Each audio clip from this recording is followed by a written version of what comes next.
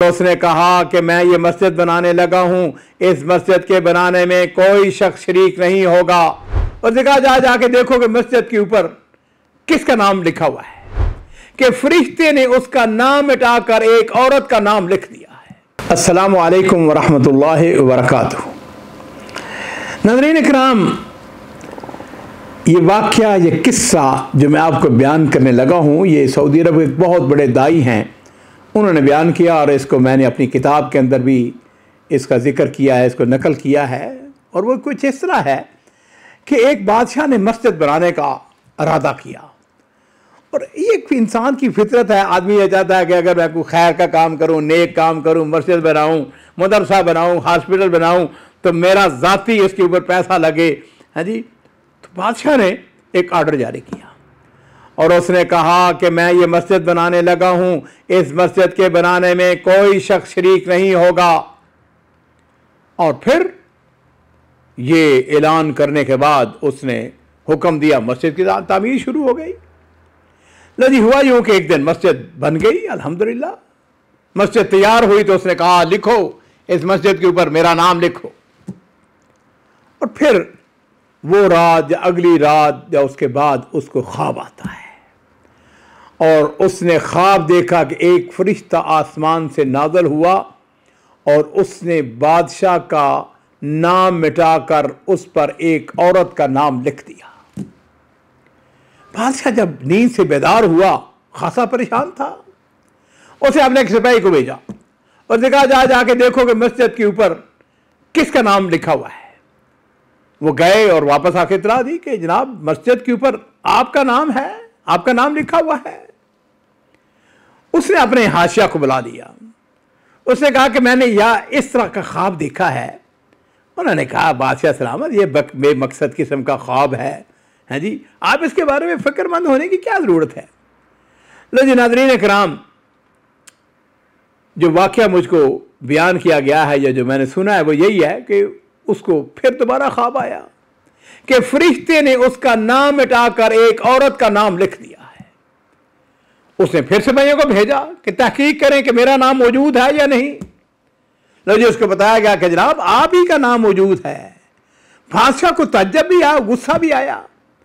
कहा जाता है तीसरी रात फिर उसने ख्वाब देखा कि फलां औरत का नाम लिख दिया जाए।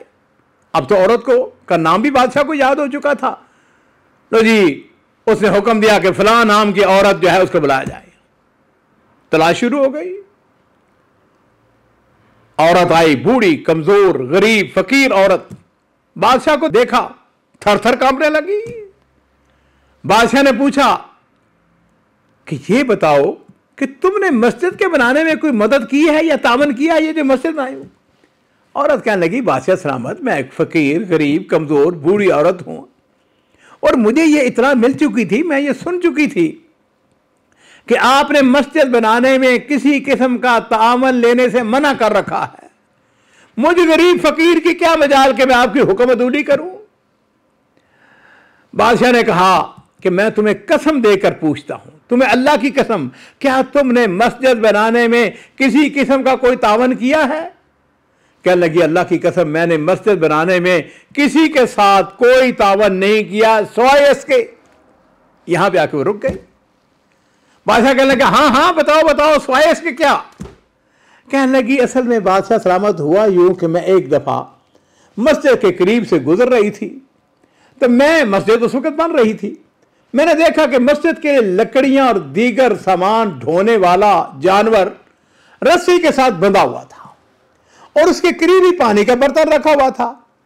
यह हैवान इस बाल्टी से पानी पीना चाहता था और वो हैवान उसके करीब होने की कोशिश कर रहा था, लेकिन रस्सी छोटी थी और वो जो गधा था वो बाल्टी की तरफ जोर लगा रहा था, मगर बाल्टी तक पहुंच नहीं पा रहा था।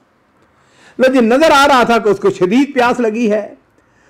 बादशाह सलामत, मैं उसे देखती रही और फिर मैं आगे बढ़ी और मैंने पानी की बाल्टी उस तरफ सरका दी। मैंने बाल्टी उसके करीब की तो हुआ यूं कि जैसे ही मैंने बाल्टी उसके करीब की, जानवर ने पानी पीना शुरू कर दिया, अपनी प्यास बुझानी शुरू कर दी।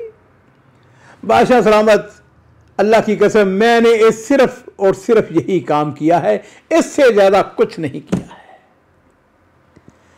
नाज़रीन इकराम, बादशाह बोला, कहने लगा वाह वाह वाह वाह, तुमने ये काम अल्लाह ताला की रजामंदी के लिए किया, इसलिए अल्लाह ताला इसे कबूल कर लिया है। और मैंने ये काम इसलिए किया, हो सकता है ये किया इसलिए किया हो कि कहा जाए कि ये बादशाही मस्जिद है।